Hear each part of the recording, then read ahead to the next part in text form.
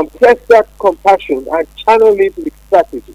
Now, if Nigeria, and I know they are truly serious about development at this point, if Nigerians really want to react to what has happened, that is the executive order, and then this is what I would submit. All right? There should be a people's push for the following. And the first one should be a push for now, especially at this junction of change, can I call it that? There must be a unified oil revenue dashboard. A unified oil revenue dashboard. And let me explain. This is a real-time publicly, for the first time, a real-time publicly accessible platform showing daily production, showing daily revenue, showing daily remittances, showing daily or periodic allocations, and showing project outcome. Why can this not happen in our dear country? This would eliminate any talk. This will eliminate any suspicion. This will eliminate a mistrust. It will transform everything to economic development for the people. A unified action. Let's put our energy. Let Nigerians, I'm now speaking, I'm advising as an economic consultant to the Nigerian people. Fight for a unified oil revenue dashboard.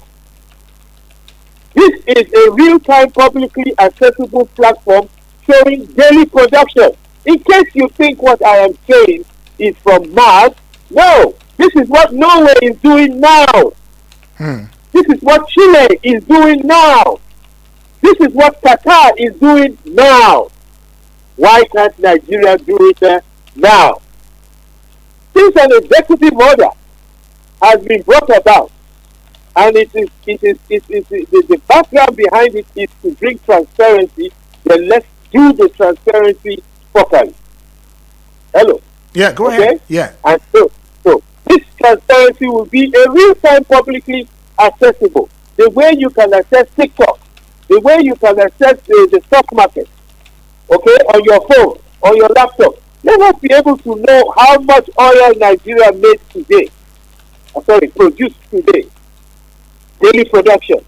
How much revenue, according to oil revenue market or price market, did Nigeria actually get from that oil? Where are the remittances going? How are they being allocated? And what are the project outcomes from this revenue? This is what the question is. Because if anybody is really against this being transparently public, then there's another thing behind it. And I speak strictly as an economist. That's right. my answer to you. Right. Okay, give me... I say my help to you to position. Right. Well, you can still join the conversation here. Call the number 0907-353-0044. These are the numbers to call to join the conversation. And you can listen from wherever you are in the world, www.eaglesfm.com, and take a listen in to the conversation so you can add your voice in the discourse, as well as get onto the WhatsApp portal number 09097054450. Now, I see this question is coming from Adebayo Ogunlana in Lagos. It says, Prof. Chiwo, do you think the executive order is a step towards breaking the cycle of corruption in Nigeria's oil sector, or will it lead to more bureaucratic red tape? I like this question. Adebayo, am I correct? Yes, Adebayo Ogunlana in Lagos. Yeah, I'm almost tempted to answer as somebody sitting in my parlor and as a Nigerian, which I'm proudly a Nigerian. Right. But I'm going to answer as a professional. Okay. Now, the question: do I think it will lead to more corruption? Yes. Don't get me started. All right, because the culture in our country is a culture of corruption. A culture of corruption. Now, well, we have it's a culture of corruption. uh, we do not need to be told that it is much more easier to go by the daily activities in the nation, where giving a small bribe here and there it's a giving. When something is a giving in society, what is it? It's the culture. So bribery is the culture. Now somebody is asking whether the executive order would it cut corruption? Well, this is the way I'll answer that. If the true aim for the executive order is to create transparency, then, like I said before, the executive order itself is not the solution. It is the measures that come after the executive order that will show what the real aims of the executive order is and whether it will achieve what the purported aim is. Now, what happens next? And I am saying, like I said before, the next step now should be this institutional public dashboard. It can come in many forms, okay? But there has to be an institutional public platform where people, all Nigerians, can see where the oil revenue has come from, where it is going to, and how much of it has come in. If today or tomorrow you hear that such a dashboard is being created, then yes, it will cut down on corruption. Because where it is clear to everybody where the money came from, that is how much was the daily production, and from there you can deduce how much the daily revenue is, and remittances, there is no room for corruption. Okay. And that's very important here, because the moment you see somebody following up this executive order with a unified oil revenue dashboard, then the person does not want corruption. However, on the flip side, professionally, if this does not follow, then nobody can say that corruption is going to be eliminated from this sector. Okay? All right. Well, let's see. This one is coming from Samuel, all the way from Kuje now. It says, greetings to you and greetings to the Prof. UD. If the president has the power to give executive orders to issue, if the president has the power to give executive powers to issue orders, my question is, who benefits from the order? Is it in the area of making money for themselves that the president gives executive orders? What of other areas that the masses will benefit from? All right, and that's what Samuel is saying. And let me quickly take some more questions. Fatima in Abuja is saying, how can Nigeria ensure that a centralized oil revenue management system benefits this average citizen, especially in rural areas with a poor infrastructure? I think it's also aligning with Samuel in thoughts. Now we go to this one here. It's coming from Jacob in Ghana. It says, given Nigeria's history of oil revenue mismanagement, what guarantees are in place to prevent this move from becoming another avenue for siphoning funds? It's very clear. Nigerians are saying, is this benefiting us? And I think they're asking the same question that you're asking, Prof. How is it going to benefit us? How is it going to reach out to the rural communities, right? In fact, which many a time, it is from this rural community that this oil is even drilled from. And at the same time, they are suffering in losses. There is mistrust. There is clearly mistrust. All the questions you've gotten are asking very related, if not the same thing. So, who is it going to benefit? All right, everybody has accepted that there is this executive order. Some people are saying, did he even have the power? But we're jumping. We're saying, okay, he has the power, and he has done it, and then who is it going to benefit? And that's where I come in again with what I'm saying. The only thing that answers the question, who it's benefiting, is this real-time publicly accessible dashboard. Okay. Where everybody can see. Everybody can see. They can access Exactly. it. Okay. Exactly. No doubt. Let's think about it. They're asking who is it going to benefit.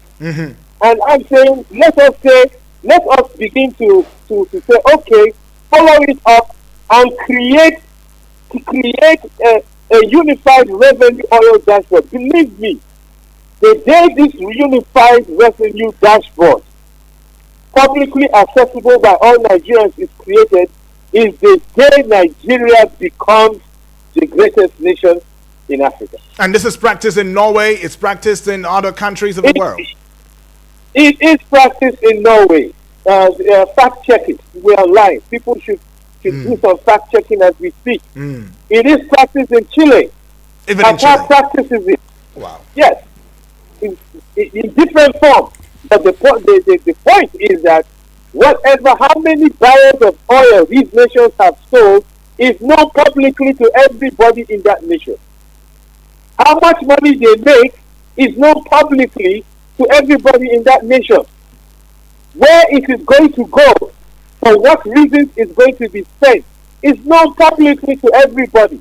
Why can't we do it here? This answer, it will cancel the mistrust that is bringing about these questions of who is this executive order going to benefit. Right. It's a clear and short answer. So it goes beyond just issuing executive orders. It means we should put structures in place that will allow for accessibility, transparency, and real-time knowledge as to how the flow of money, importing, exporting, whatever revenue comes from oil, is and accessible to the general populace. That's what you're saying. So if everybody's involved, everybody can trust the system. Exactly. All right. Exactly. That's exactly. Now let me just say a few things before your next question. You see, nobody at this point, everybody should be professional. Okay. Nobody should say, no, this is bad. This is bad. They want to, when I speak a little bit of broken here, they want to just chop money. No. I am saying everybody should exercise, refrain, be professional, and be polite. What you should, I'm talking now to my people, the Nigerian people, what you should concentrate on is saying, now that the executive order is there, those that refuse it will go to court. Fine. But in order to show that your aim for this executive order is transparency and development benefits for the nation, please go ahead and execute yesterday. That shows the urgency. Executed yesterday a real-time publicly accessible platform showing daily production, daily revenue, remittances, allocations, and project outcomes. Case closed. Nobody will be able to talk. Then let me add another professional point. Yeah. You see, revenue governance. It's important that revenue governance be protected by law and not by executive discretion. Why? Because of continuity. Right. So this is something, So even if there's an executive order given, and it turns out to be good, if the dashboard is created, it must be instituted by law. And that's where the contention is. That's where it is now. Hold on, let me just make my point. And that is why some people are asking for legal interpretation. Right. And that is why I said at the beginning of the show, if it was me, I would have started from the legal interpretation first and the buy-in of everybody in the industry before I made the executive order. Because at the end of the day, even if the intention of the executive order is good, the tension it causes is not good. So Mr. President just jumped the gun on this one without putting in the right thoughts into it. Yes. Nobody should assume. It is not fair, it is not proper, it's not professional to assume the worst, to assume that it was done in bad faith. No, we will not do that. All right. Chinedu is in Berlin, Germany, is saying, from a development perspective, should Nigeria prioritize investing oil revenues in human capital, that is education, healthcare, or physical infrastructure such as roads and power? Both. Both. We are at a stage where we don't even have the luxury to choose. Wow. We are not developing anyway. But let's start. I like his question because he starts with human capital. That's number one. Because the human capital can eventually develop the structural framework. If you have very well trained engineers, the engineers will go ahead and develop the infrastructure. Fine. So I will start with human capital. Create the necessary human capital. Now, human capital is of 10 years ago is not human capital today. I'm talking of that necessary for today's development. We are in the AI age. Can I call it the fourth industrial revolution? The age of AI. What is needed to actually retain jobs so that men can feed their families, so that men can be in the right frame of mind to invest and get the country, invest their knowledge and invest their money in things that develop the country. The skills needed for that have changed drastically. All right? Especially in the AI world. Nigeria, we have the expertise. We have many Nigerians abroad in the country that know what to do. I think they should be consulted so that the human capital being developed is directly proportional to what Nigeria needs for development. All right, so in the country. So, Prof, when we see this one, it says, Prof. Chibo, thank you for all that you've said. You've opened my eyes to the economic development perspective to the discourse. However, how can we trust the government to manage oil revenues transparently when there's no clear mechanism for public oversight? And this is coming from Ruth, all the way from Enugu State, right there. How can we trust? And finally now, Mohammed is in Kano, and it says, for me, I only have one question. Will this executive order attract more foreign investment to Nigeria's oil sector, or will it scare investors away due to perceived government overreach? I don't know which one to start with. You may have to remind me. All right, so Ruth is saying, how can we trust the government to manage oil revenues transparently when there's no clear mechanism for public oversight? You see what I was saying? This is a trust issue. Over and over again, we hear this trust issue. And I feel you. I feel Ruth. And I am saying again, one answer. I gave it before. The only way, you know why when two parties or three parties are coming together and the other parties have to trust each other, they all have to trust each other, what do? They enter a written agreement. Yeah.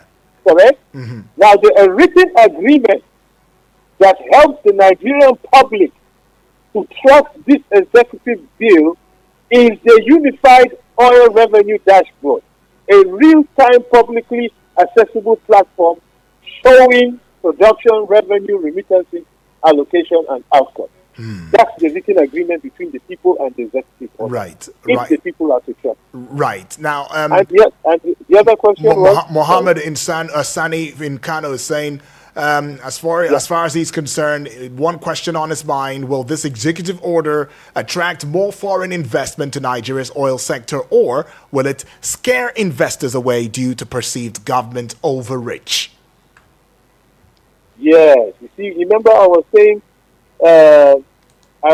that the way I would evaluate this executive order is by asking one question. Do you remember? Yes. And which is, does it improve transparency, predictability, efficiency? And if the answer is yes, then I said that's good. But if the answer is no, then there's a big problem. Okay? Remember I said this was not the final solution, and that the issue here was that anything that brings about, you're talking about foreign investment, anything that brings about uncertainty is not good for foreign investment. So if this executive order at this point is bringing about arguments, court cases, uncertainty,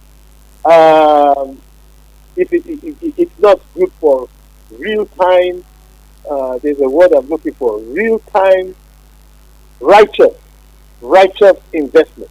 No, it wouldn't. No, it wouldn't be good for it. And that is why any argument, any dissent, any questions about it, the government should call these parties in and discuss these things so that these arguments be quelled, so that anybody seeking to invest in the sector does so knowing that the whole country is in agreement with it. All right. Uncertainty is not a good thing in any way whatsoever. Legal ambiguity. Yeah. Legal ambiguity. Yeah. One set of lawyers say this is this, another set of lawyers say that is that.